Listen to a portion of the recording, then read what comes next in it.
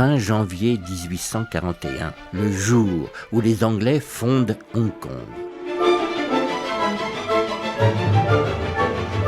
Par Frédéric Lévineau, journaliste au Point. Au début du 19e siècle, Hong Kong n'est encore qu'un îlot rocheux occupé par 2000 pêcheurs et producteurs de charbon de bois. A priori, cette île ne présente aucun intérêt stratégique pour l'Angleterre. Et pourtant, le capitaine Charles Elliot a négocié son achat avec un gouverneur local pour y installer la nouvelle colonie britannique. À Londres, on fait la gueule.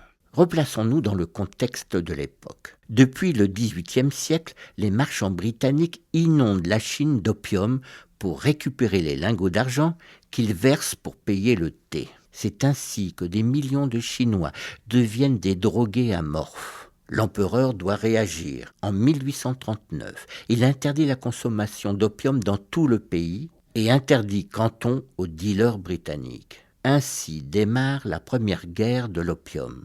Londres envoie un corps expéditionnaire placé sous le commandement du capitaine Charles Elliot.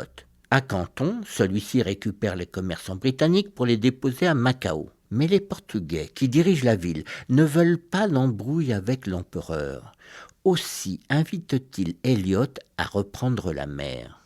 Celui-ci n'a alors pas d'autre choix que de jeter l'ancre devant la seule île du coin dont la rade est suffisamment profonde pour y accueillir de gros bateaux.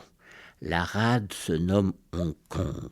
Après plusieurs affrontements armés avec les Chinois, le capitaine britannique contraint le gouverneur local de céder Hong Kong à la couronne britannique.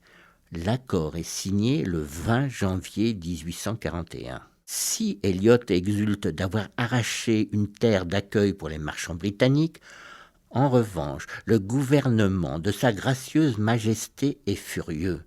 Il ne voit dans Hong Kong qu'un rocher stérile sans la moindre bicoque. Elliot est viré. Son successeur parvient en 1842 à obtenir un traité plus favorable aux intérêts britanniques, mais il doit toujours se contenter de Hong Kong, qui est élevé au rang de colonie de Sa Majesté.